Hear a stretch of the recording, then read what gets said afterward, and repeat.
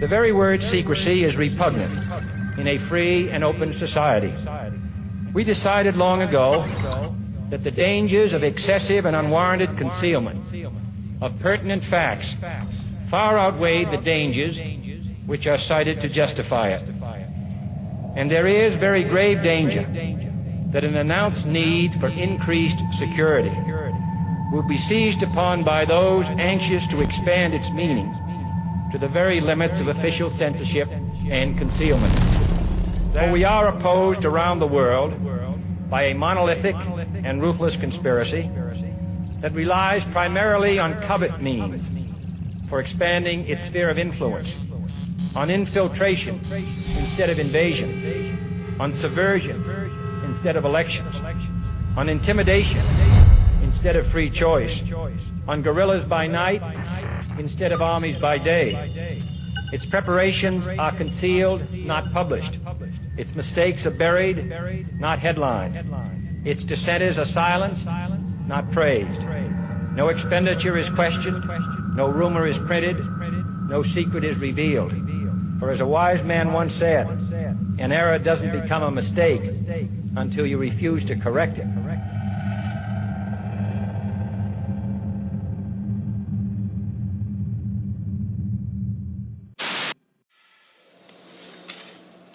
Hundreds of people in the valley say they are hearing voices in their heads. And those voices are being transmitted by microwave or other methods. Well, several viewers asked us to investigate what they call electronic harassment. KMIR 6's Angela Monroe joins us now with what she's discovered. Angela. Electronic harassment, synthetic telepathy, voice-to-skull technology. Chances are you haven't heard of these terms.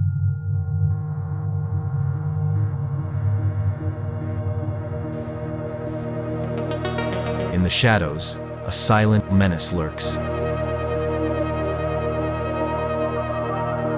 It's a weapon that most governments refuse to acknowledge exists. We are not aware of a technology that does this.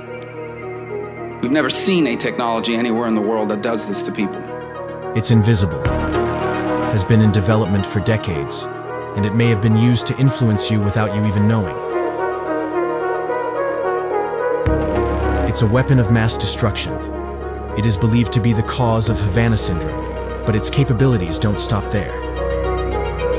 It can create pain inside and outside the body, and send thoughts, images, voices, and video directly into the mind. It can also read your thoughts in real time and responds to them at lightning speed.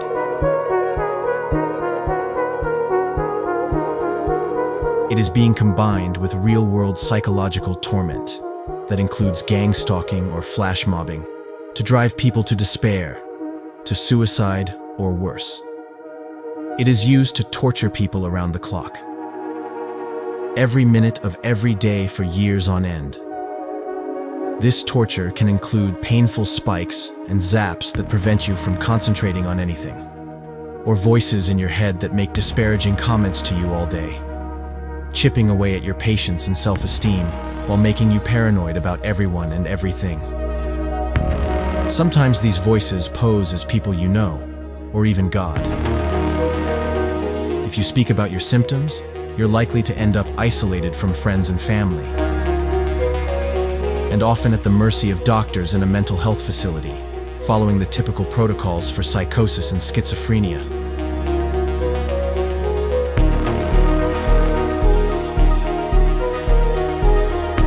A growing group of people who are under attack from this weapon are refusing to be gaslit on this issue any longer.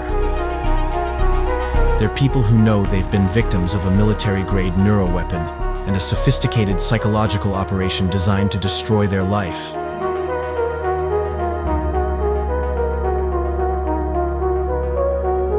In this film, we join those taking the fight to Washington, D.C., London, Ottawa, and Brussels.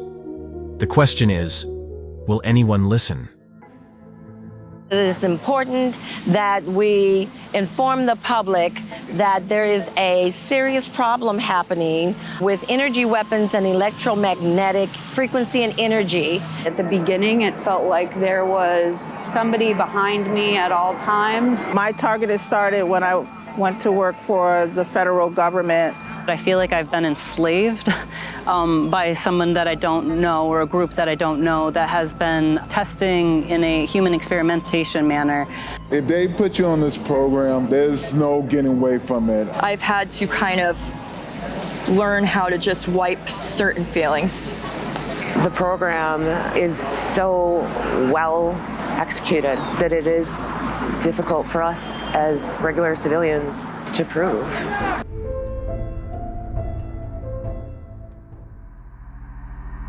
The victims of these top-secret neuroweapons call themselves targeted individuals. The experiences of targeted individuals tend to be a combination of symptoms that fall into three categories: audio-visual, physical, and real-world. Many people on the targeted individual program report both audio and visual anomalies, often voices, images, or thoughts sent into their minds. The images appear in the mind's eye, both when the eyes are open and closed. The voices are heard inside the head, not through the ears. The thoughts present as your own thoughts, but often include things that seem odd, like words that aren't in your usual vocabulary.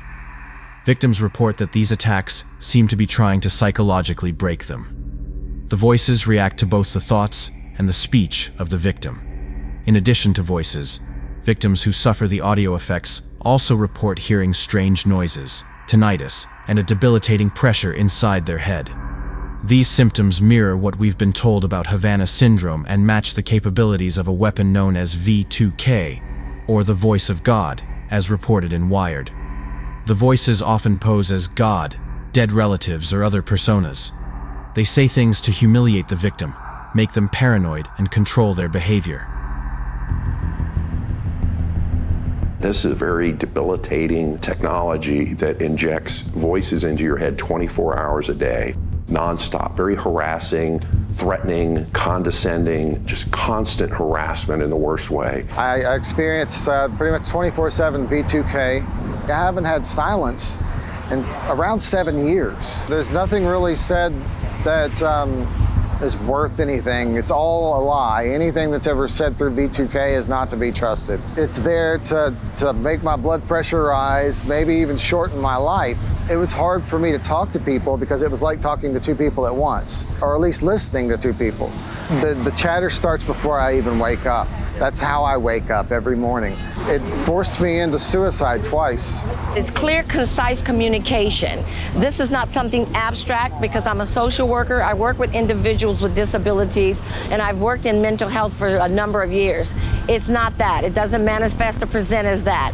It is individuals speaking to you, taking out your credit card, get that number, you having intimacy, and they're discussing your body parts or your husband or wife's body parts. So this is an active engagement that's happening through some sort of radio frequency.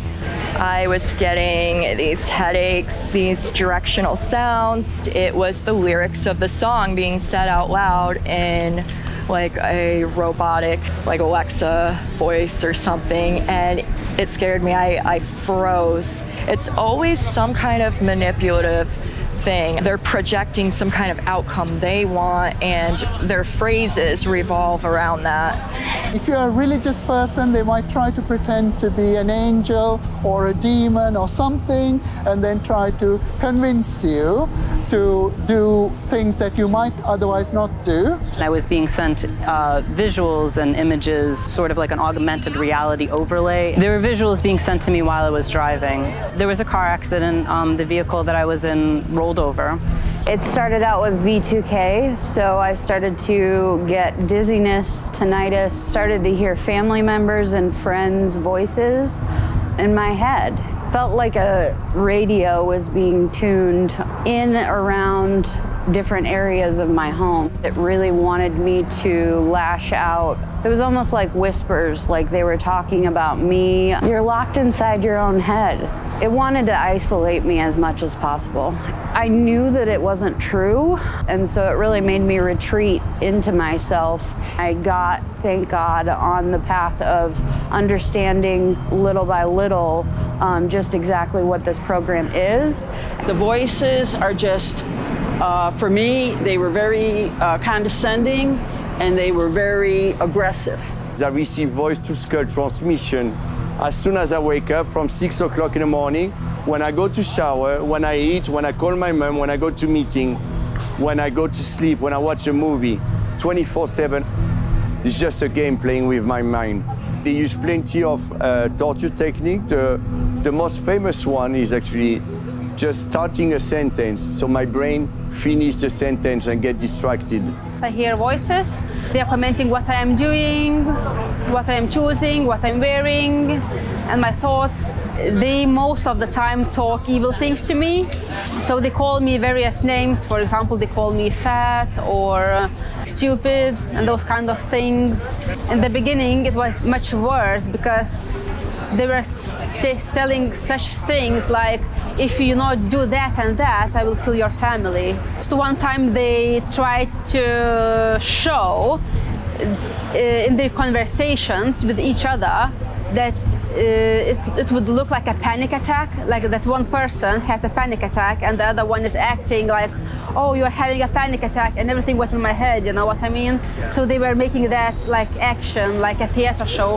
The V2K is incredibly torturous. You can see that V2K is a patented technology. Like in your mind, you'll be thinking, I want to do something, I want to get a shower, or I want to go to the loo, for example, and they'll create an image back, sort of to ridicule. It's a lot of ridicule and humiliation, and it really does get you down.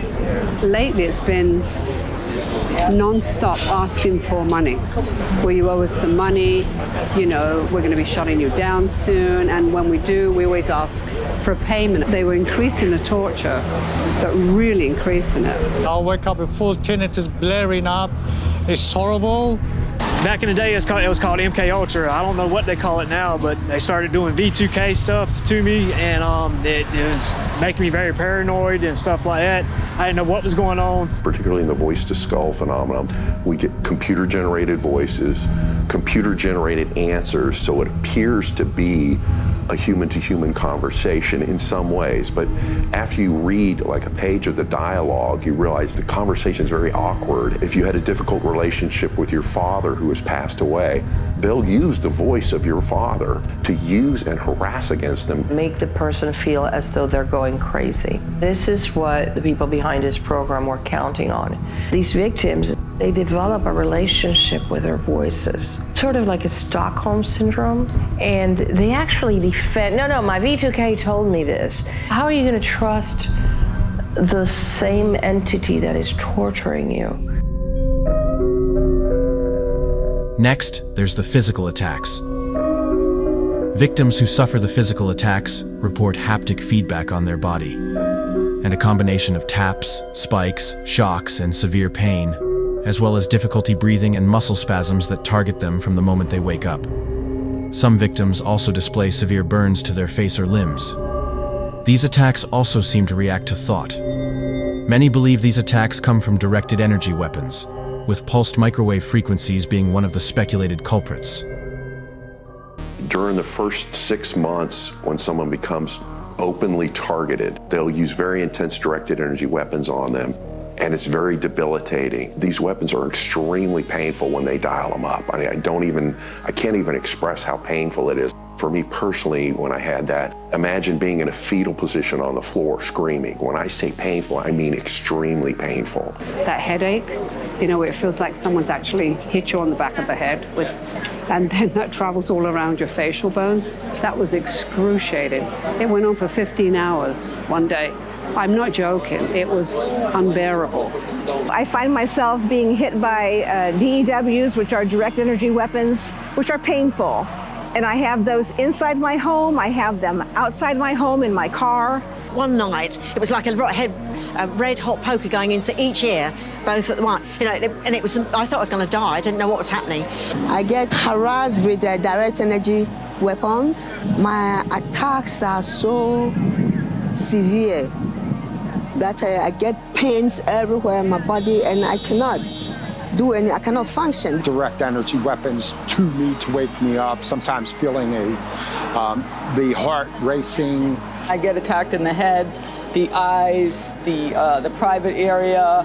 This morning I was woken up at 2:30 with an electric shock. I go for 5 days of no sleep sometimes. They forced me over in the shower and broke my wrist. That was like an electric shock that pushes you over. My heart they attack my head all the time, my eye part. They typically go for like my breathing and all. An area or a side of my chest is pushing in or just staying still and not expanding with air. I've been burnt radiologically using directed microwave beams with directed energy weapons several times. I've been to hospital twice with burns. In addition to these invisible attacks, targeted individuals complain of real-world persecution. This can include a campaign of stalking, harassment, street theater, and break-ins, designed to be very obvious to the target, but seem crazy to anyone they tell. The gang stalking can target the victim every time they leave their house, with what seems like multiple people involved. It often includes some kind of trigger device, multiple people wearing the same color or holding their phone towards the target as though they are filming. With the street theater, people will approach victims in the street to say trigger words about things they have merely thought about, or to cause a scene in a crowded place. Victims can suffer from home break-ins where nothing is taken, but things are damaged, added or moved in a way that makes the victim question themselves. Many victims also report issues with their devices, which may switch on for no reason or seem to be hacked.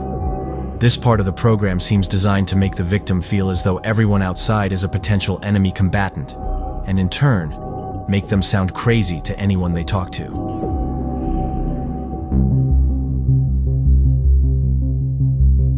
This is blatant, where people are following you, threatening you, intimidating you. I notice people were stalking, they will do funny activities around me. I will go out and they will aim the camera and the camera will be following me around. I'm on year 3 of just being gang stalked on foot. I've been dealing with a lot of the flash mobbing, the gang stalking. I get followed. I get surveilled all the time. It started for me with the surveillance. That's what I noticed. I didn't know anything really about this program, but I started with the internet searching. And that's when I started learning about gang stalking. My targeting started back in November 2023. That's when my gang stalking escalated. Counterintelligence surveillance techniques. The surveillance breakdown techniques are clearly floating box style surveillance and overt surveillance, where they want people completely aware that they're being watched 24/7, following and tagging and tracing people at all hours of the night, all hours of the day, wherever they go. I have some information I have to share, and I'm putting my life in danger by doing it. I don't feel good about this. I feel guilty as hell. This is why I'm sharing it. But there's a 3-letter agency. The letters are I, A, and C. I'm sure you can do the math on that. And I'm sure you've heard the term G-stalked or getting followed. I get paid $10,000 a month by that organization to follow people. All I have to do is follow one person a day, make sure they see me, take a video, send it in. I have a tracking app on my phone. I can see at least 100 people a day, and I get to pick who I follow. All I have to do is make sure they see me and send in the video. That's it. Just doing some creepy shit. Share this, like this, send it to your homies. If you called someone crazy for getting G-stalked, sorry, dude, it's real.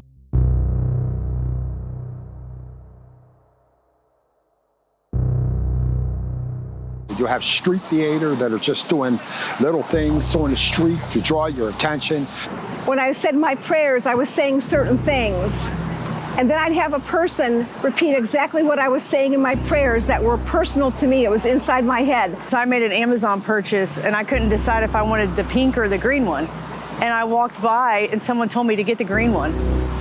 And I thought, well, how Who are you? I would also find my car constantly vandalized way often than it should have, like maybe once a month. My glass was scratched deeply, my tables, my wood chairs were gouged, and it's a constant daily thing with daily home enterings in my home. It'll be things that are meant to make me doubt my reality. I mean, it really just puts you in a state to where you're just constantly questioning everything, and you really don't look at things the same. You really can't trust anybody. It gives you trust issues and you don't trust anybody. You sometimes think that everybody's up against you, but it's not like that. The main goal of all three categories is to make the victim acutely aware that their thoughts are being monitored remotely. The voices react to thoughts, the electronic harassment reacts to thoughts, and the gang stalkers often seem to be waiting for victims at their destination. This leads many victims to believe that they have been implanted or had nanotechnology set upon them without their knowledge and against their will. But some victims believe this is all being done wirelessly. If so, that begs the question, can they already read everybody's mind with this technology? One thing is for sure, this program takes a heavy toll on its victims. The abilities of this weapon may sound like science fiction, but the outcome for victims is far from fiction. Very quickly, their lives become a living hell from which there is no escape. No privacy and no room to think, against a backdrop of physical and psychological torture. Years of their lives are stolen, their close relationships break down, and many end up unemployed and homeless. A significant number take their own lives.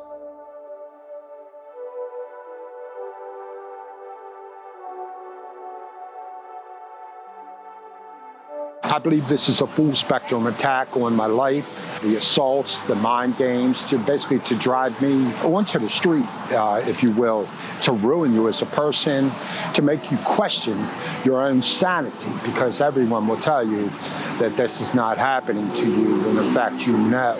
During the first year is kind of a critical period for most TIs. Around 14% of our membership has been homeless at some time during the last 12 months. Compare that with the national average. The statistics are dramatic when you look at the effect on people's lives. I did lose my job. I did have to sell my house. I did have to move in with family because I don't feel safe living alone. It's just been kind of homelessness since my last employment. So you're homeless now? Yeah. 2 years ago, I had a great job. I had a great home, family, and all that. I'm currently homeless now because of the situation. And this is what they seem to want, is to put you in a position where you're powerless and... Yeah. Yep, that's exactly what they want. I lost my car, I lost my job, and I lost my house all at once. It put me straight to homelessness. So right now I'm homeless. In the beginning, it almost destroyed my relationship with my family. So I told my family members, talked it through with them. They were very uncomfortable with it. I was as well. Family, it's very hard with family, you know. Some believe and some don't. And friends as well. So that's, you know, you feel very, very low when people don't believe you. My friends are not talking to me. My family doubt me. Nobody believes me. All they say is that you need help. You need help. Go and get psychiatric help. The first night I went in, you know, they say, tell me what's going on. And so I told them. He was like, yeah, hallucinating, you know, and that very night they started to medicate me. It's just a foregone conclusion that you go in there and you tell them what's happening to you and you get that diagnosis whether you have a mental illness or not. Don't tell me to see a doctor, I've done that. I've had a head scan, I've had all the other things. They can't find anything wrong with me and they just think you're mental. And the police are the same.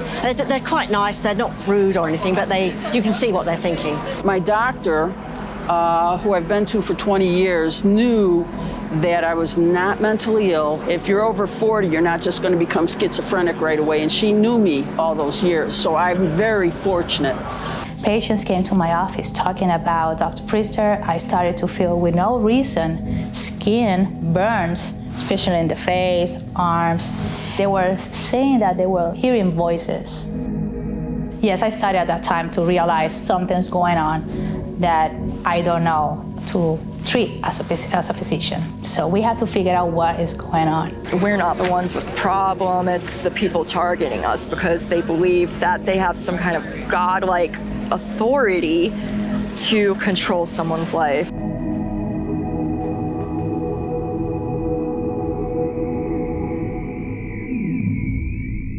It just messes up your entire life.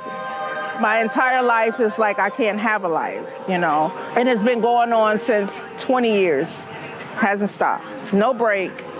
No day off. No day off. They don't take a day off. I've had this now for 12 years, and it's all pretty much the same as when it started. I've really never had a break.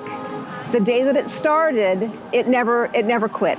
It's destroyed my life. It's difficult to find joy. Until you've been in this position, you really don't understand what it is and how it destroys your life in every way possible. It was only through the grace of God that helped me not, take my own life. But it took me many, many years. It's 7 years of harassment, electronic harassment. It took me 5 years to find out what was happening. You get the knowledge is the most important. Getting the knowledge and learning about the technology and the torture technique they use. I mean, I called MI6 or something. I mean, crazy, but they just said, they weren't nasty. They just said, try and get some proof if you can. And it is hard. You can't see it. You can feel it, my God, you can feel it. During the first year is a period that, unfortunately, we see many of the suicides. We live in a very dark place. They want you to be miserable. They want you to feel hopeless. They want you to feel sad, and they want you to commit suicide. If you commit suicide, you let them win. Just a summary, what's it done to your life? Destroyed it. It's disturbing to think that there are people that are committing suicide over this.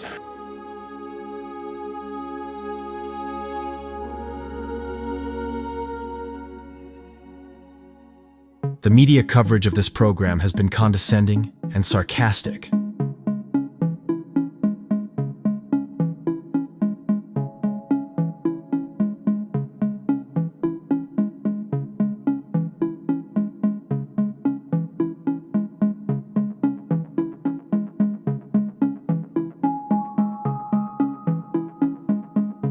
Some publications have even tried to normalize hearing voices.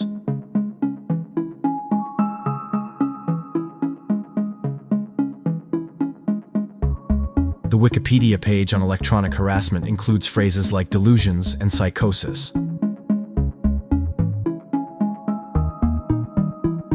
This ridicule is despite some of the symptoms matching those of Havana syndrome, the mystery illness that's also referred to as anomalous health incidents.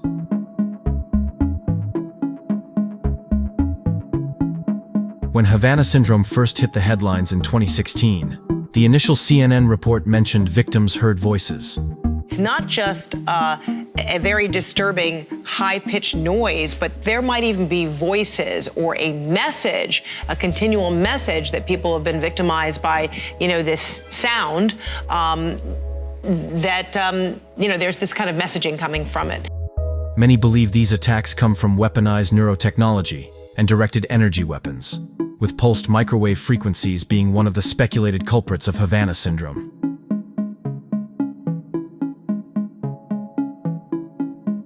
The NBC News investigation, Fighting an Invisible Enemy, The Voices of Havana Syndrome, came to the same conclusion. The committee felt that these acute symptoms were more consistent with a directed radiofrequency energy attack and explored possible related mechanisms. We looked at 4 possible mechanisms, but came up with one that we thought was most plausible, and that was pulsed microwave energy. The National Academy of Sciences report was really helpful in saying, yes, it's our belief that these are directed energy attacks, that they are real, and that they were perpetrated by somebody, a state that has this kind of technology. The idea of neuroweapons, non-lethal directed frequencies designed to impact cognition, isn't new. Can microwaves also allow our thoughts to be read, as simply as picking up a cell phone signal? Or is there a covert plan to chip the population underway?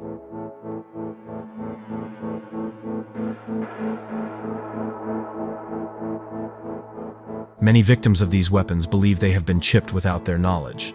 And thanks to the Obama administration's BRAIN initiative, inserting technology into the brain became easier than ever.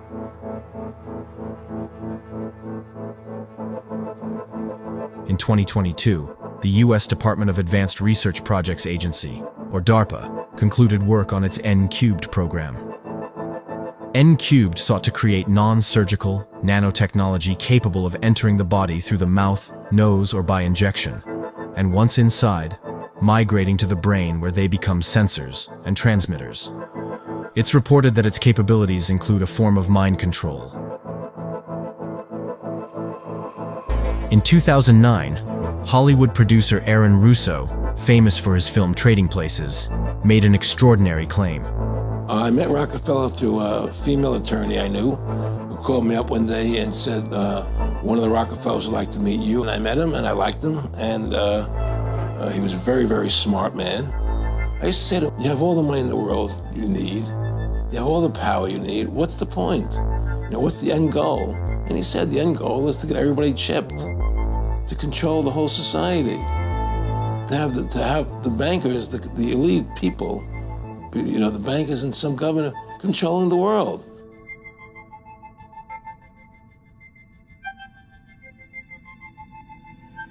Curt Weldon, former congressman for Pennsylvania and former vice chair of the Armed Services Committee and House Homeland Security Committee, made no mention of chips when he recently told the Corbett Report that the U.S. and other governments around the world are working on directed energy weapons to control the mind. The U.S. and other countries are now using directed energy weapons, not just to take apart material things, but to affect the human brain. And the biggest concern I have for the future generations, and they're not aware of this right now, is there is work going on in America and around the world on the use of wave patterns to penetrate the brains of human beings to control their minds, their actions, without their having any ability to stop that from occurring.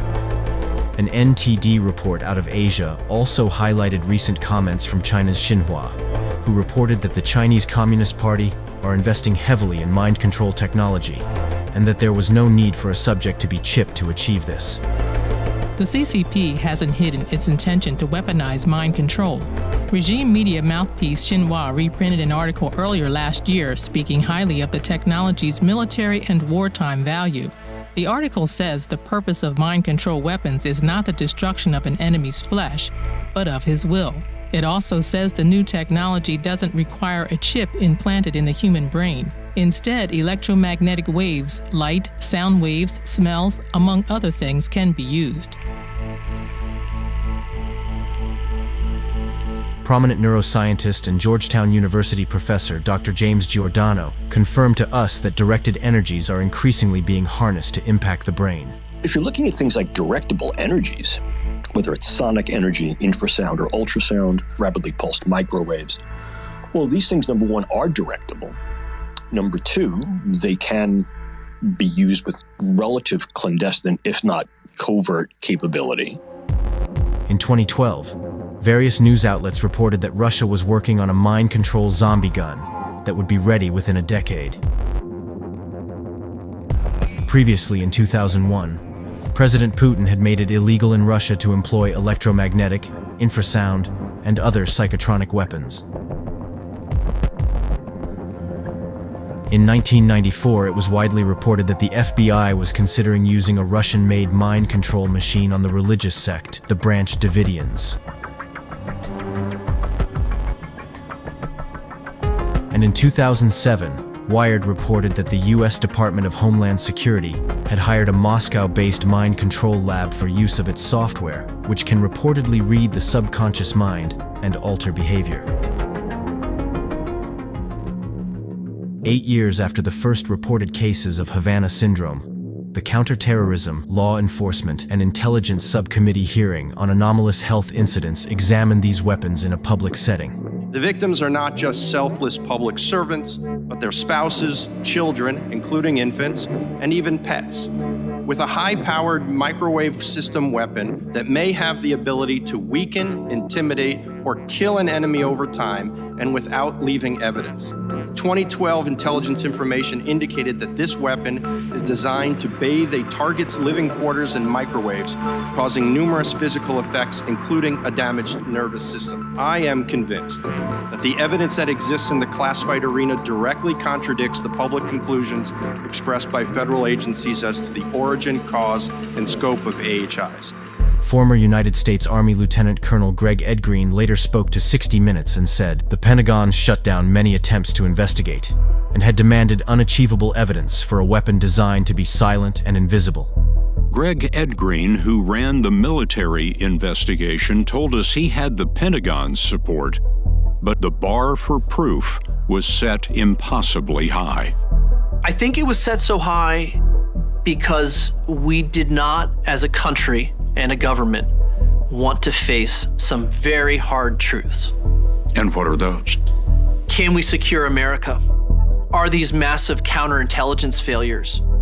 Can we protect American soil and our people on American soil? Are we being attacked? And if we're being attacked, is that an act of war?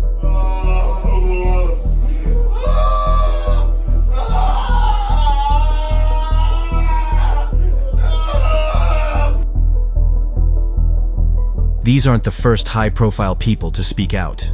Former head of the FBI in Los Angeles, Ted Gunderson, was one of the first high-profile names to talk about gang stalking.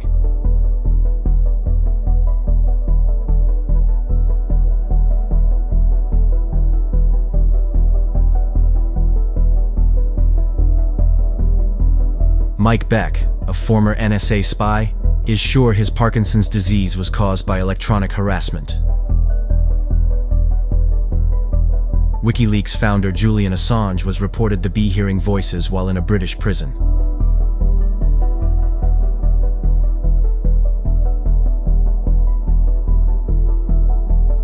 Former Raytheon employee Eric Hecker has also recently gone public. I spent a year at the South Pole Station from November of 2010 to November of 2011. And it was in that experience that I came across what I now know to be directed energy weapons systems operating under the false pretense of scientific experiments. I suffer the symptoms of what are commonly referred to on the Havana Syndrome symptoms list. It's logical and reasonable to consider that, these corporations, there's nothing that prohibits them from having higher technology that they're not putting to market. Many thousands of people worldwide are suffering from the same set of symptoms. They get ridiculed by the media, ignored by the government, and are having their mental health weaponized against them. There's one organization fighting to change that. Founded in 2017, Targeted Justice is a human rights organization dedicated to ending the weaponization of exotic neurotechnology and what they call a weaponization of government against American citizens. Richard Lighthouse and Anna Toledo are in Washington, D.C. to host their latest Targeted Action, an ongoing meetup and protest for victims of these weapons. Both victims of these weapons themselves, Anna and Richard are planning a week of activities in and around the U.S. Capitol to help raise awareness with federal employees and hopefully secure meetings with congressmen. Targeted Justice has come to Washington, D.C. before. We've had rallies. This year, we've had a much bigger audience, and this has been key to getting the word out and getting more exposure for what's happening. We have a mission statement at Targeted Justice that it's basically three-pronged. Expose these atrocities, educate the public and legislators, and shut down the program. We're advocating for freedom this weekend in D.C., just representing non-investigative subjects with Targeted Justice and hoping to end this targeting program. Please, whatever it takes, stop the targeting of innocent individuals in this country. Most people are just patriotic, conservative people that have been targeted. DHS has a $110 billion budget.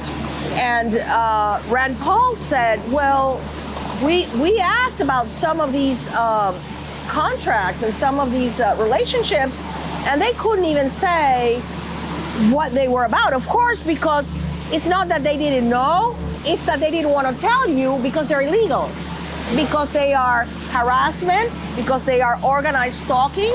You know, the people in Congress are the ones that are supposed to be saying, wait a minute, what are you spending all this money on?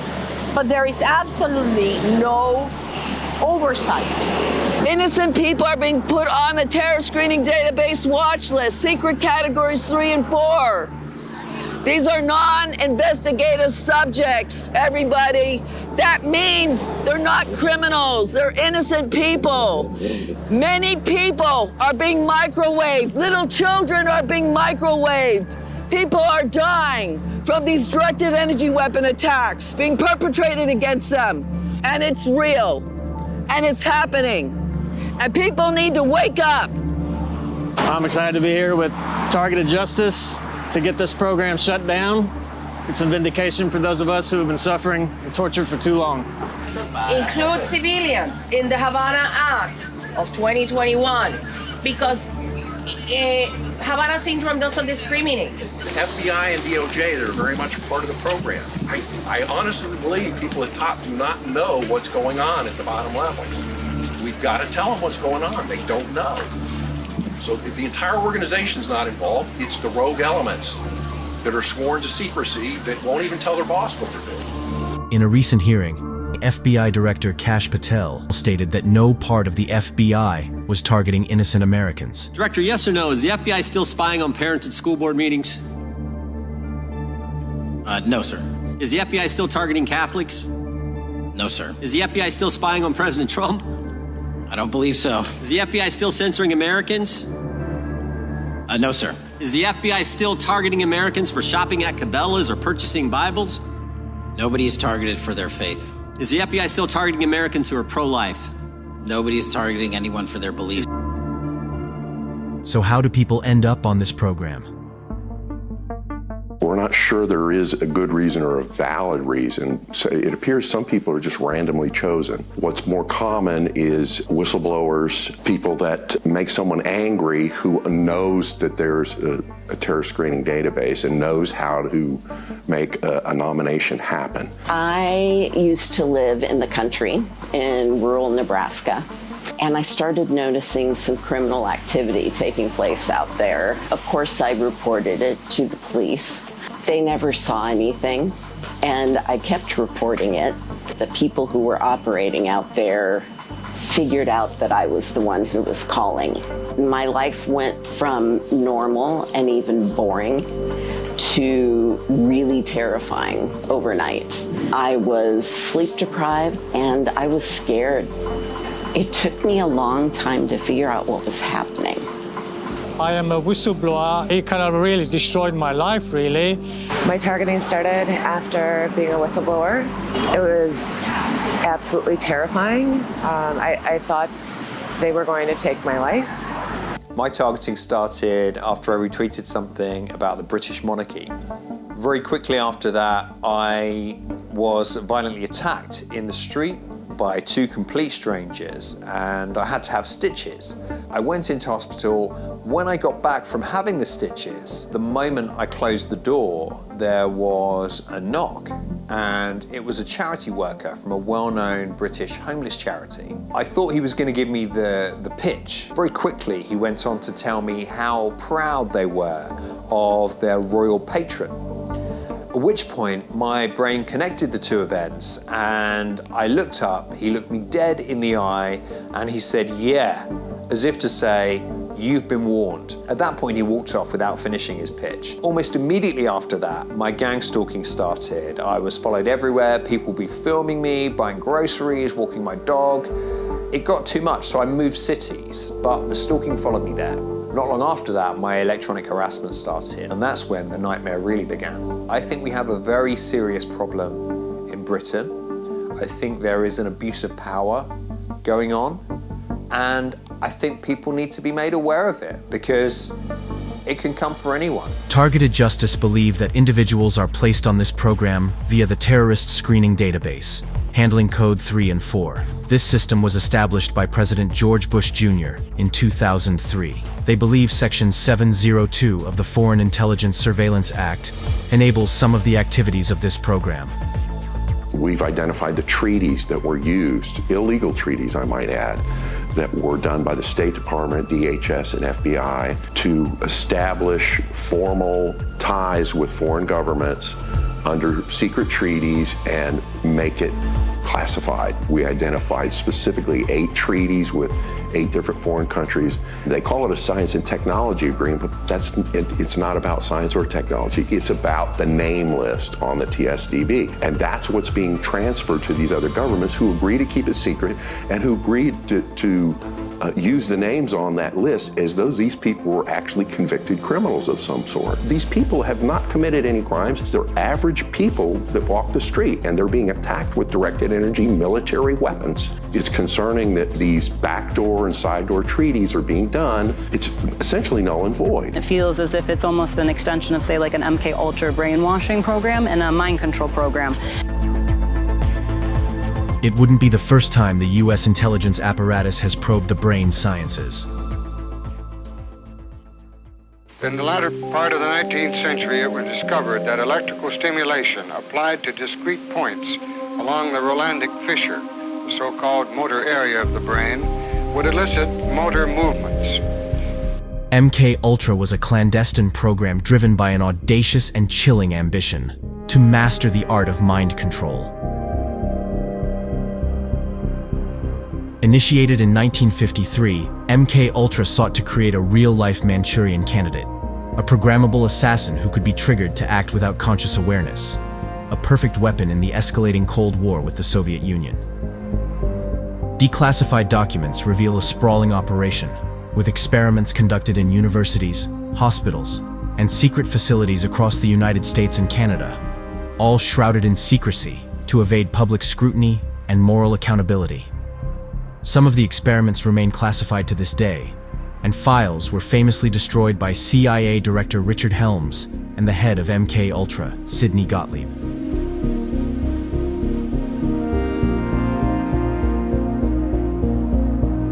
I absolutely believe that there are connections to this type of nefarious activity with things like MK Ultra. It's certainly been a part of my experience and stuff that I'm trying to, again, decipher. It goes on and on and on with different types of experiments that they're trying on different people to see what causes the most trauma. At the heart of MK Ultra's most harrowing experiments stood Dr. Ewan Cameron, a renowned Scottish psychiatrist whose work at McGill University's Allen Memorial Institute in Montreal became a cornerstone of the CIA's mind control pursuits. He was a covert operative for the CIA and conducted some horrific experiments on his patients. Funded covertly by the agency, Cameron developed a technique called psychic driving, a method aimed at erasing and reprogramming the human mind. This type of horrific experiment would be followed up by what Dr. Cameron called psychic driving. What that really is a repetitive message. Between 1948 and 1964, Dr. Ewan Cameron conducted mind control experiments on his patients at the Allen Memorial Institute. They were financed by the CIA and the federal government. At the time, the medical team used drugs and repeated messages to alter the brains of their guinea pigs. Messages like, "You're lovable," or "You're selfish," could be repeated up to 500,000 times, according to the court's decision. They also used electroshocks as what's known as a de-patterning treatment. Cameron subjected patients, many seeking treatment for minor issues like anxiety or depression, to extreme regimens of sensory overload and psychological manipulation. His experiments involved administering electroconvulsive therapy, often while patients were strapped into beds, subjected to endless loops of recorded messages designed to overwrite their thoughts and identities. The electroshock treatment was designed to push the victims into a chaotic state, with Cameron writing that disorganization accumulates with ECT, that is, the more one is shocked, the more disorganized one becomes. One woman said she had no recollection of 26 years of her life after receiving Cameron's questionable electroshock treatment. The tapes, played for hours or even days, were intended to implant new behaviors or beliefs, aligning with MK Ultra's goal of creating a programmable human, akin to a Manchurian candidate.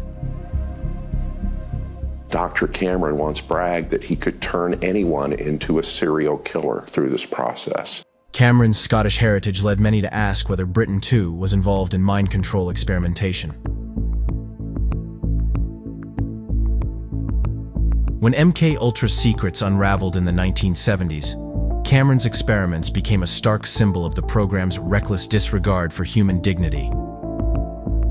Around the same time as MK Ultra, the US Embassy in Moscow was being bombarded with microwaves in an incident that came to be known as the Moscow Signal. The Russians weren't the only ones experimenting with directed energy. World-renowned Yale neuroscientist Jose Delgado carried out various frequency experiments on monkeys. He also believed mind control was the next logical step in human evolution. Recently released CIA documents refer to the feasibility of remote control of animals, and that special investigations will be conducted toward the application of selected elements of these techniques to man. Elsewhere, American neuroscientist Alan Frey discovered the microwave auditory effect, the ability to beam voices into someone's head wirelessly with microwave pulses.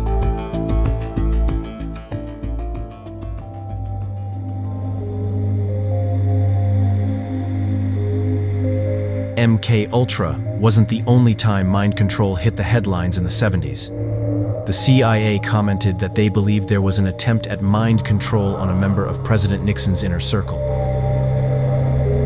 Many believe MK Ultra never ended and continued under a new name, in what we would refer to today as an unacknowledged special access program. But what would be the purpose of such a program? Declassified documents reveal that part of their agenda was to create subjects that would have an uncontrollable impulse to, quote, commit a nuisance. Another document revealed their desire to activate human behavior by remote means.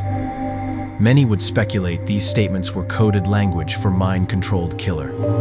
The quest for a Manchurian candidate would embody MK Ultra's most sinister fantasy, a human stripped of free will and transformed into a puppet of the state. In one leaked document, a questionable researcher working for the CIA wrote to them stating that his research had come as far as it could without killing his subjects. Reportedly, the CIA wrote back to ask what it would take for the researcher to continue despite the risks, at which point, the morbidly eager researcher replied they would do the experiments for free. There was even some speculation that MK Ultra played a part in the assassination of Robert Kennedy.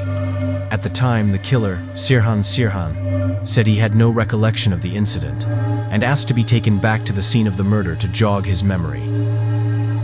There has also been a lot of speculation that Charles Manson was part of the MK Ultra program, given that Manson reportedly met with his parole officer in the very building where MK Ultra's lead psychiatrist experimented. Manson was really into mind control. Well, you're suggesting Manson was a puppet. I'm suggesting that's a possibility, yeah. He was being used by the state. And then you have that whole COINTELPRO chaos, MK Ultra angle to it.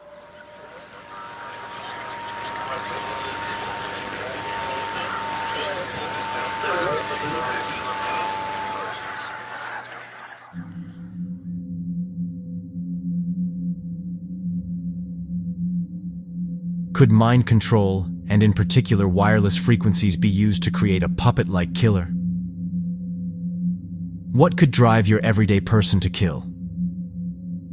Potentially a voice inside your head posing as God.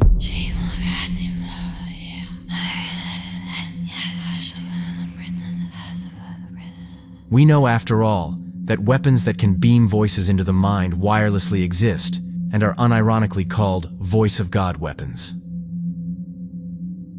Wired has published several articles on voice-to-skull technology, also reporting the U.S. Army pulled down the site detailing the capabilities of these weapons. There have been many mass murders where the perpetrators have said they heard voices. Of course, these killers are written off as schizophrenic. But what if there's more to it? In 2003, in a small Texas town, Deanna Laney, a deeply religious mother, tragically took the lives of 2 of her young sons and gravely injured another, believing she was following the voice of God.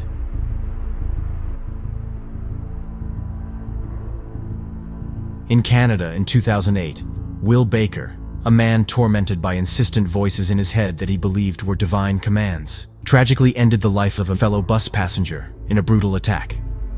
Baker later claimed that his voices had told him he was the 3rd chapter of the Bible, and he was to guard Earth against an alien attack. In the secure confines of the Washington Navy Yard in southeast Washington, D.C., troubled IT contractor Aaron Alexis, tormented by insidious voices he believed were emanating from extremely low-frequency government mind control devices, tragically ended the lives of 12 innocent civilians and wounded 3 others in a chaotic rampage before being fatally shot by responding police. The Navy Yard shooting, the warning signs were there. ABC News has learned that shooter Aaron Alexis was kicked out of Navy housing just weeks before his rampage because he was raving about voices in his head. Law enforcement sources tell ABC News Aaron Alexis abruptly left a Newport, Rhode Island Navy barracks after constantly complaining that noises were coming out of his linen closet. During roughly the same time frame, Newport Naval Station police were warned by local authorities that Alexis was hearing voices and feared he was under constant surveillance by shadowy figures. As disclosed by the FBI at the time, Alexis had engraved my ELF weapon on his gun, and they had retrieved writings where Alexis said an ultra-low frequency attack is what I have been subjected to for the past 3 months. And to be honest, it is what's driven me to this. In the town of Colchester in England, troubled teenager James Fairweather, haunted by commanding voices, tragically ended the lives of 2 vulnerable strangers in brutal stabbings in March and June 2014. He told police his voices were demanding a human sacrifice and were laughing as he was carrying out the 2 murders. And I saw him. It was laying on the grass. Like that. It was like just fast asleep. Was where he was drunk. Went up to him. Stood over like that. And that. So I stabbed him first there. And I've done it a few times. While I was doing that, my voices were laughing and laughing and laughing louder and louder. So my voices were talking to me. You need to make a sacrifice, or we're going to come and get you. You need to do it. In January 2017, at an airport in Florida, troubled Iraq War veteran Esteban Santiago, tormented by relentless voices in his head urging him to commit acts of violence, tragically ended the lives of 5 innocent travelers and wounded 6 others in a sudden rampage. Santiago had visited the local FBI to report that his mind was being controlled by a U.S. intelligence agency and that the CIA had been making him watch ISIS videos, presumably in his head. In Maine in 2023, troubled Army reservist Robert Card, tormented by relentless voices mocking and ridiculing him, tragically ended the lives of 18 innocent people and wounded 13 others in devastating attacks on a bowling alley and a bar, before taking his own life 2 days later.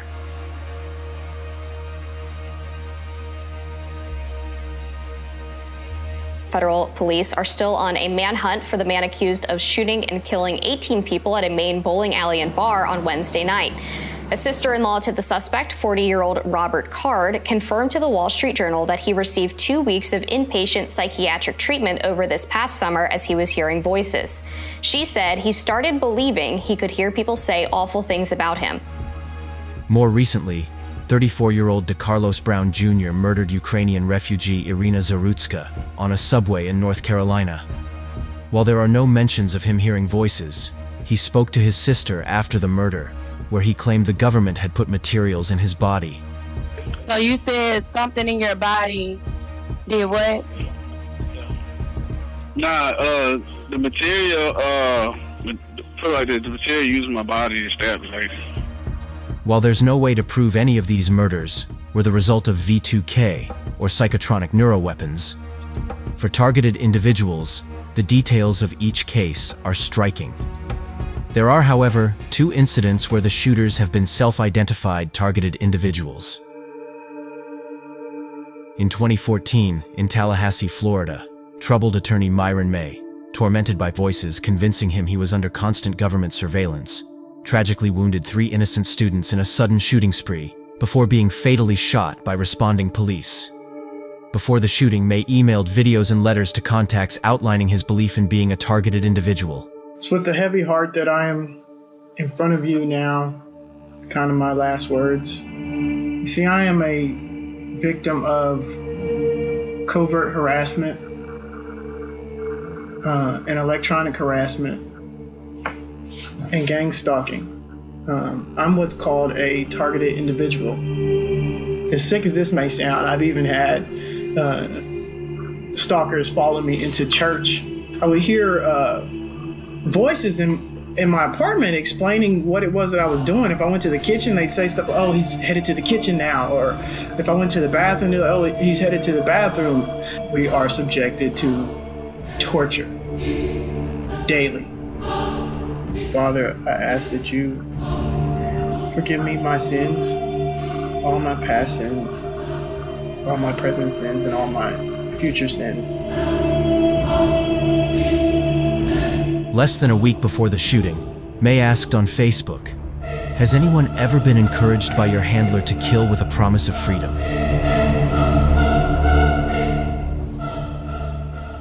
In August 2022, in the Ohio suburbs, Stephen Marlowe, tormented by merciless voices in his head, tragically ended the lives of 4 innocent people in a devastating shooting spree, before fleeing and publishing a pre-recorded video on social media, explaining his motives as being a counterattack against mind control.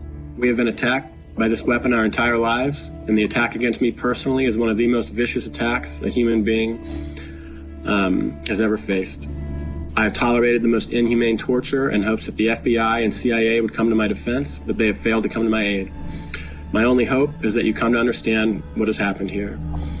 When the world realizes what has happened, there will be justice, but I cannot sit by and be a victim any longer, and I refuse to sit by and do nothing while my nieces and nephews and the rest of my family are operated on with mind control.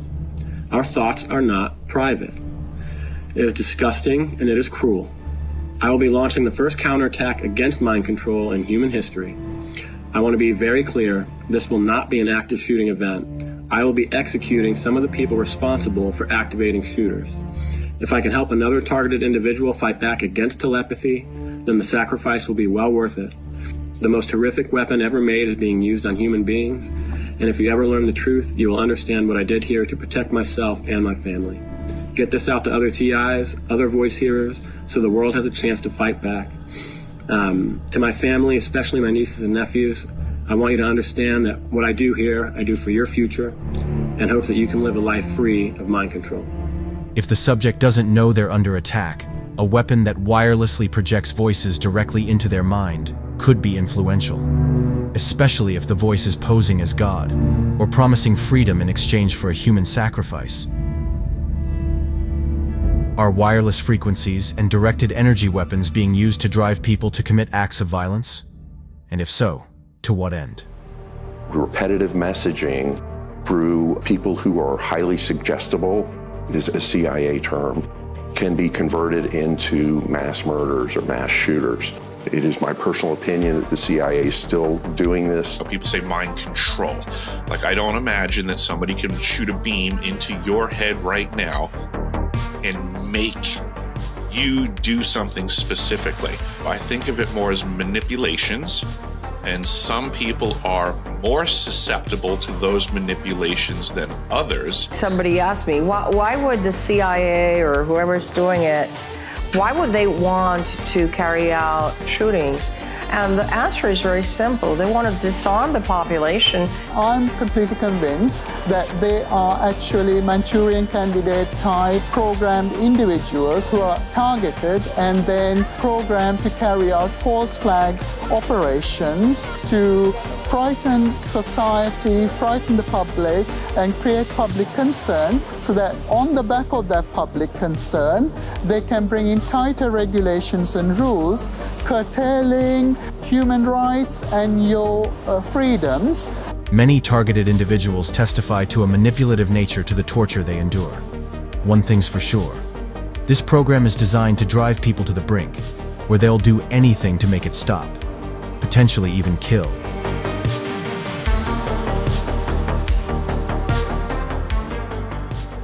Murder isn't the only dark side to the targeting phenomenon. For many targeted individuals, especially the women, there seems to be a sexual component to this program. Haptic feedback, vibrations and pain delivered to their most intimate areas in a way that seems to want to humiliate them. Some TIs report seductive or taunting voices in their head at the same time as sexual assaults are taking place.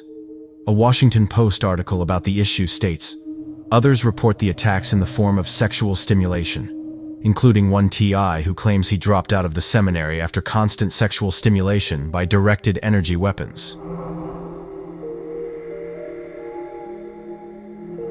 There seems to be a predatory element. There are some other things that have happened to me in terms of being a woman that I won't mention here, but there are attacks and assaults in a very intimate way and place. Sexual aspect, electronic rape. It's just somebody is touching you. Somebody is touching you and doing sexual acts, but there's nobody there. If I look at somebody like a man or something, then they'll start touching me. Just over the last year, it's gotten really much darker with sexual assaults and then not being able to find the perpetrator or the people assaulting me.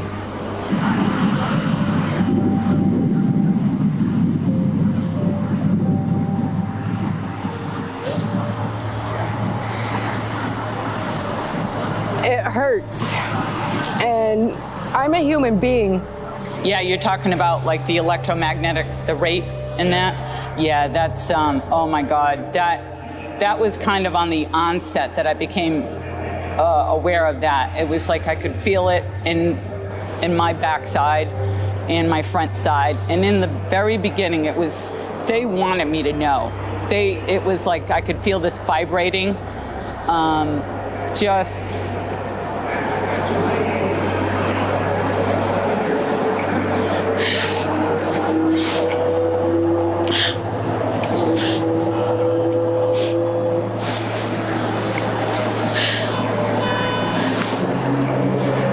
Powerlessness, sheer powerlessness over somebody, even though they're not putting their hand, they're putting the weapon on you and there's nothing you can do.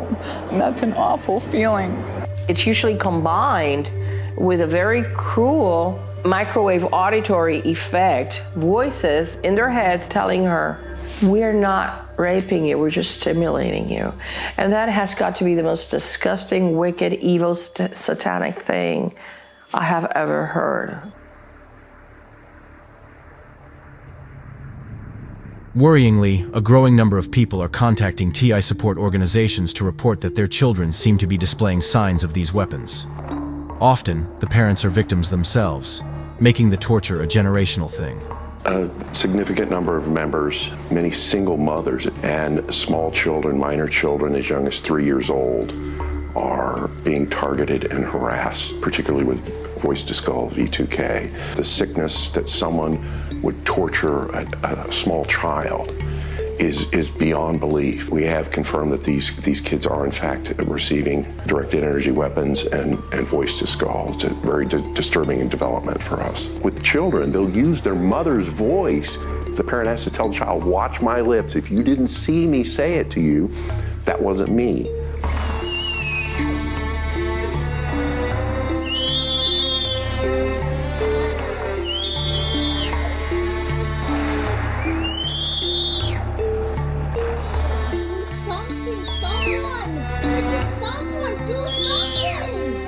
The youngest we have record of is as young as 3 years old. What they do is that they beam voices at these children's, and they say things to them. For example, one of them would say, "They're gonna eat my stomach. They're telling me that they're gonna eat my stomach." Another mother tells me that her 5-year-old tells her she never has a quiet moment in her head.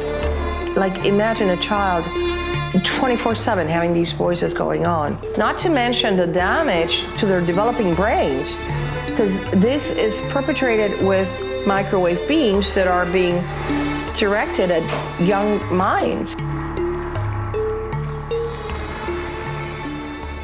So, what evidence is there that these weapons are at use in the cases of TIs? And who could be running a program so unethical, and that breaks every human rights treaty in existence? A 2018 Freedom of Information Act request by a Muckrock journalist sent to the Washington State Fusion Center yielded an unexpected cache of documents on Antifa, the so-called anti-fascist movement that was recently declared a terrorist organization. The leak included several pages on psychoelectric weapons, detailing electromagnetic assaults capable of remote mind control, voices, induced pain, and even forced memory blanking. When asked about the documents, the Fusion Center went silent. There have been attempts to legislate against the use of neuroweapons in the United States. In 2001, Democrat and former presidential candidate Dennis Kucinich tabled an amendment to the Space Preservation Act bill to include bans on psychotronic, electromagnetic, and ultra-low frequency weapons. His amendments were removed prior to the bill's passing, after Kucinich was ridiculed in the media. Also in 2001, former chief scientist at NASA's Langley Research Center, Dennis Bushnell, tagged microwave attacks on the brain as part of a future warfare presentation to the National Defense Industrial Association about future strategic issues. In the presentation, he stated that work is exceedingly sensitive and unlikely to be reported in any unclassified documents. Does that mean that these projects are out of the purview of the President of the United States? Targeted Justice has repeatedly claimed that the TI program falls under a top-secret clearance named Ultra, as in MK Ultra, just below top-level clearance Majestic, above the security clearance of the U.S. President and Congressional Intelligence Committees, making them a violation of the U.S. Constitution. This security clearance system was allegedly set up by Vice President Nelson Rockefeller in the 1970s. One of the first people to make headlines about the targeting program is Harlan Gerard. His experience as a victim of these weapons was featured in a TV documentary and a lengthy article in the Washington Post. We're aware of the use of the Vercator weapons, which we've identified as being particularly painful. This is U.S. patent number 4345220.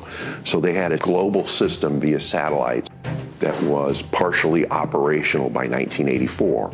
We know that because there's a gentleman named Harlan Gerard that described in detail and proved it with documents that were filed in lawsuits a few years later. Gerard says he's been targeted by the government since the 1980s, ever since he spoke against George H.W. Bush. Well, that's why they told me they come into my life. Gerard's investigation took him to Washington. He found documents proving that government researchers experimented with mind control. And their tools included microwaves. It's someone using a process called synthetic telepathy, which has been patented by the Air Force. The Air Force Research Laboratory did get a patent. A patent for using microwaves to send words into people's heads. Police reports, FBI reports that they were in fact experiencing satellite attacks in 1984 and 1985. Keep in mind, this was before there was cell tower networks, before there were cell phones. They were amazed that they could be tracked on the ground so precisely and attacked on the top of their head 24 hours a day.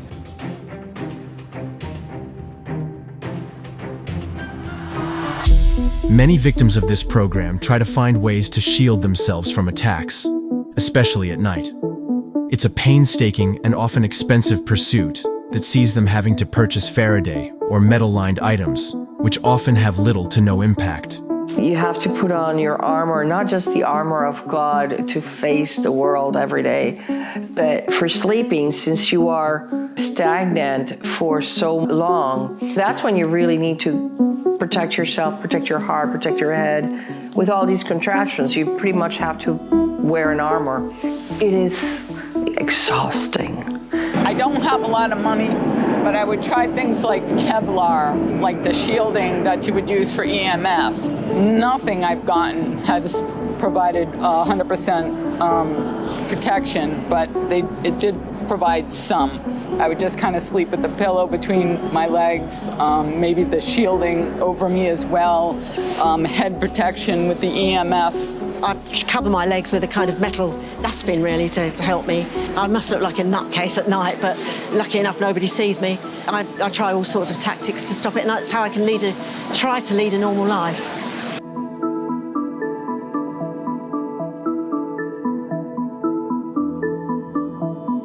Paolo Fiora lives in Britain.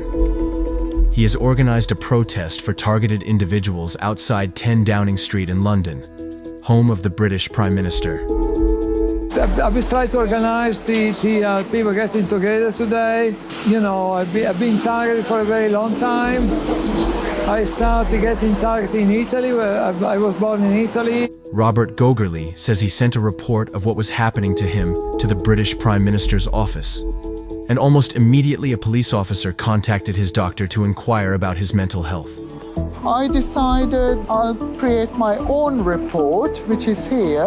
I decided to then send it to our Prime Minister here at number 10 and to the Houses of Parliament, to all the ministers. The police then contacted my doctor, inquiring from my doctor, have I got a mental health condition?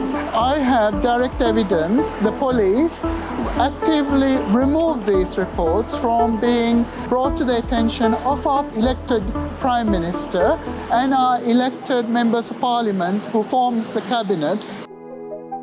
The British researching into the use of microwave weapons, and in the 80s mass producing these microwave weapons, which are used by British intelligence now on members of the general public.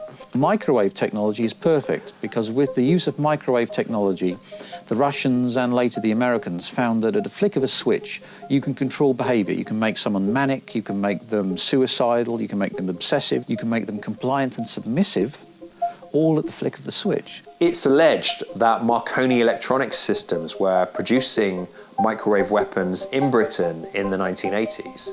And that may explain why 25 of their scientists died in mysterious circumstances in what became known as the Marconi murders. Interestingly, of course, Marconi were involved in the Strategic Defense Initiative, which is the so-called Star Wars project. So yeah, I think it's definitely possible that Britain were manufacturing these weapons and testing them on their own population in the 1980s and through to the current day. That's certainly my experience. The British government recently posted an ad hiring for directed energy weapons communications role.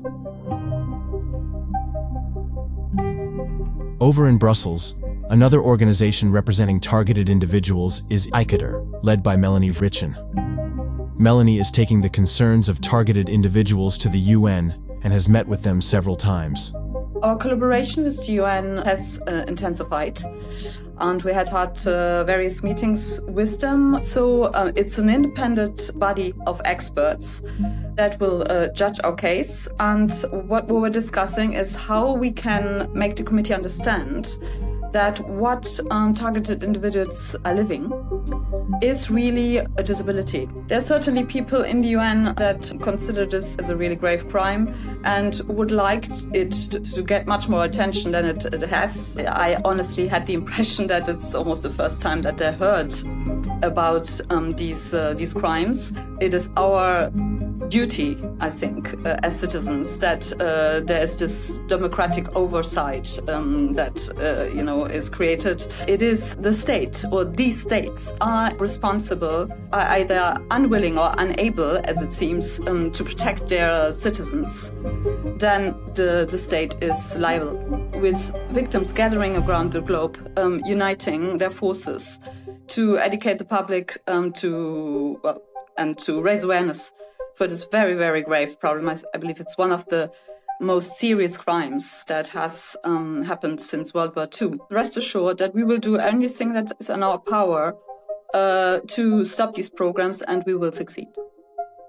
In Canada, Galina Cardina has been organizing protests and pushing for awareness at the Canadian Parliament.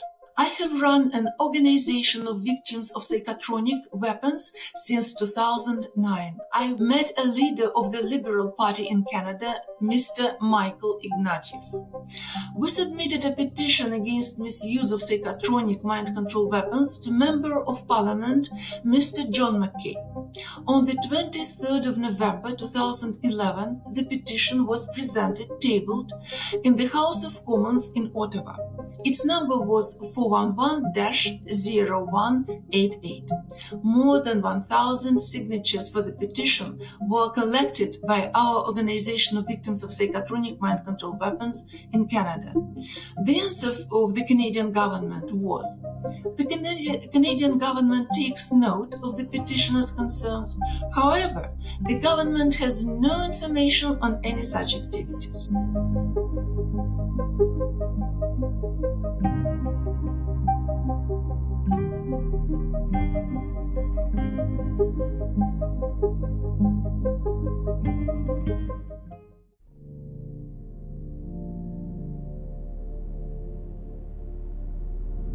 Back in Washington, D.C., Richard and Anna have gathered the largest targeted individual rally on record, with attendees coming from across America to stand up for their rights. Anna and some of the rally attendees have managed to secure a meeting with a representative of U.S. Senator Jerry Moran. The meeting goes well, but the senator's representative says little. Anna and one of the rally's attendees have managed to secure a second meeting, this time with a representative of Senator Ron Johnson's office. When the meeting starts, Anna doesn't hold back.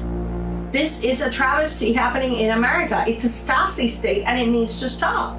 This is about doing what's right. Let's investigate if there are civilian victims of Havana syndrome in the United States. As you know, President Trump on January 20th, among the dozens of executive orders he signed one very important one, which is against government weaponization. Why did the FBI create InfraGard? So that they are exempt from FOIA. Why doesn't he bring witnesses to testify that are victims of government weaponization, such as myself and normal Americans that have no ties to terrorism, to testify and say how our lives have been obliterated by these criminals? The meeting ends without any next steps. I'm gonna bite my tongue. We're in Washington, D.C. We just had a meeting with Legislative Council with Senator Ron Johnson's office. Unfortunately, he wasn't able to make the meeting, so we met with his representative. We discussed all the topics of targeted justice. Unfortunately, I don't know whether or not she took us serious, whether or not she's going to give that information to Senator Ron Johnson. We're here to document that we did give her all of the information she needed. It is so frustrating that as an American citizen with genuine concerns and complaints for redress, they will not open the doors for you.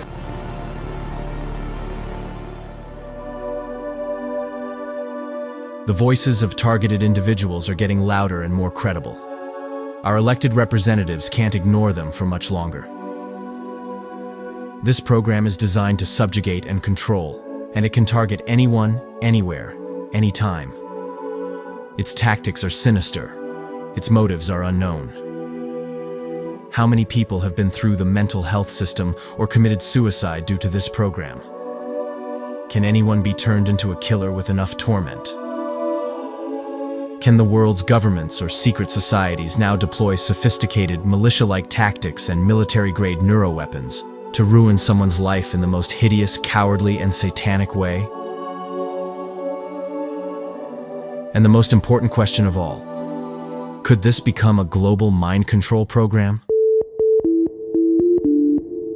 I know it sounds fantastical and maybe beyond belief, and it's probably scary to even think about, but the truth is, this is real, this is reality.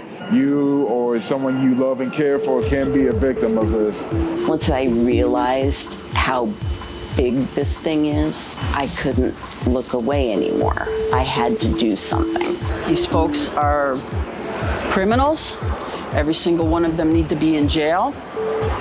And I'm so disappointed in our government. This is probably one of the most threatening things that could ever happen to a man, because you don't have privacy of thought. And if they can manipulate your thought, they can manipulate your speech. You think it's normal people have access to your thoughts, have access to your life, follow you and torture you. This is the technology that can be easily used to control and manipulate and monitor the population. This is a torture program. It's horrible. It's absolutely horrible. No one deserves this. No one. I'm an old lady. I'm in my 70s. You know, what on earth could they got to gain from someone like me? You know, it's not really hurt anybody at all, done anything wrong. You've realized the potential to control the masses without their knowledge, radiologically, remotely, and you are making full use of it. Now, that's not democracy, and it is moving towards a silent dictatorship. I mean, right now we're the guinea pigs, right? But they're not going to stop there. They have a plan in place. They're using this for something big. These people, there's 278,000 people on the unacknowledged terrorist database, category 3 and 4, which even the president does not have access to. I believe there's a high probability that the technologies are not controlled by the governments of any nation. So yes, I believe it's possible that this stuff is above the president and he does not have access to it. I think more and more people will experience it. People will believe that they have psychosis. There's only so many people you can dismiss as delusional and crazy. It's a weaponization of the government. I don't think they're going to get away with it because it's such a violation of human rights. They are psychopaths. They have no empathy, no compassion, no feelings.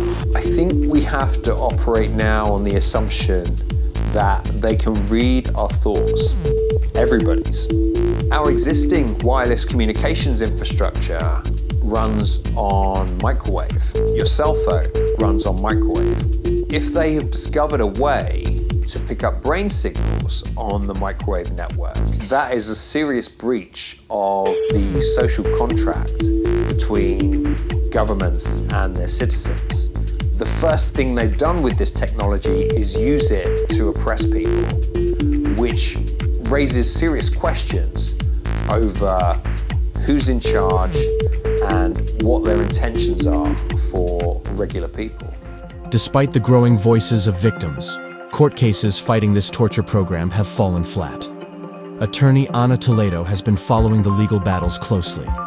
There have been over 500 lawsuits that have been thrown out. Some are about the voice to call. Some are about the gang stalking. Since most of these lawsuits have been pro se, so without an attorney, they get called by the court delusional, fantastical, crazy talk. They get dismissed. The commonality of these lawsuits should have raised eyebrows in many courts. There's no language or protections against wireless neurological attack. So you've got so many places in the world, such as Chile, that are building these laws into their constitution. We asked victims what they would say to their cowardly torturers if they ever met them face to face. If I was to say something to the people who had targeted me, I would say that I'm not your slave. I don't think there's anything we can honestly say to them because they are absolutely insane to think this and do what they are doing to innocent people, not only senior citizens, but children. It's a slow, painful death. The ultimate goal is to destroy the person. This is wickedness and this is evil, and it has to stop. This has to stop. How can you live with yourself? How do you sleep at night? I don't understand how you can do it. I really don't. But I'm going to still hold on to my humanness till I take my last breath. If I had a chance to confront them, and I don't know that I would say anything because I feel like that's what they want. They want a reaction from me, and I just don't even want to give them one. There was a time where I wanted to yell and scream at them and cuss them out, but I wouldn't even give them the time of day, honestly. I would say you're going to be stopped. They know about you. I know we have these capabilities, but to use them against our citizens is treason, and it won't be tolerated. I hope you can find God. I don't know what provoked you to do this kind of thing to other human beings. I hope you live a very long life knowing just exactly what kind of stain you put on your soul. If you could sit in front of the people who are doing this to you, what would you say to them? I'll see you in court. Have a conscience. Have a conscience. Enough is enough. As a Catholic, what do you think the consequences are for their soul? Well, I'll leave that up to Jesus, who sits at the right hand of our Father. And I can't talk for them, but I don't think their outcome is good. Steady up on it. Look at the evidence. Look at the witnesses, the testimonies of how damaging it is psychologically and physically to a person. Once you understand it and do the research, you can rise above it. I believe prayers helped a lot. It's like I'm being attacked right now as we speak, you know, and but you tend to get used to it in a dysfunctional way. Just trying to help fight this thing, you know. It's truly a sick and evil program, and what they do to people needs to be known. But I know that there are people who've been so destroyed physically and mentally by this program, they can't fight for themselves. We don't know from where it's coming exactly, but the only way that we can support these people is to understand that they are not crazy. They need support. Repent while you still have time.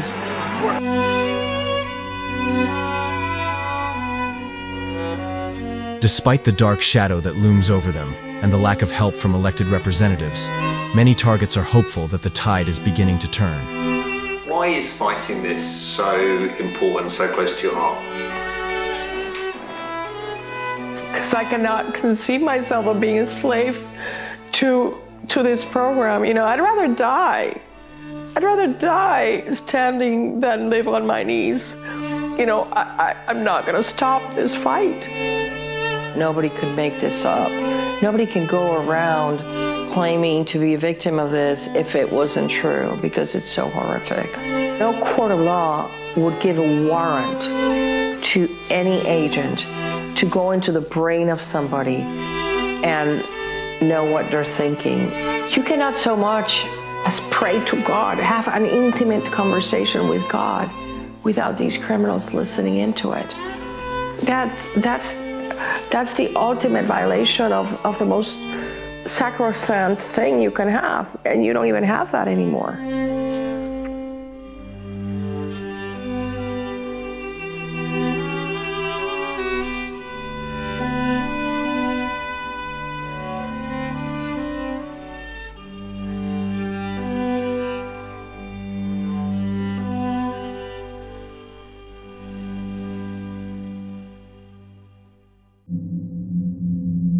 For their final stop of the week, Anna and Targeted Justice are headed to the White House to stage a flash protest in front of the iconic lawn.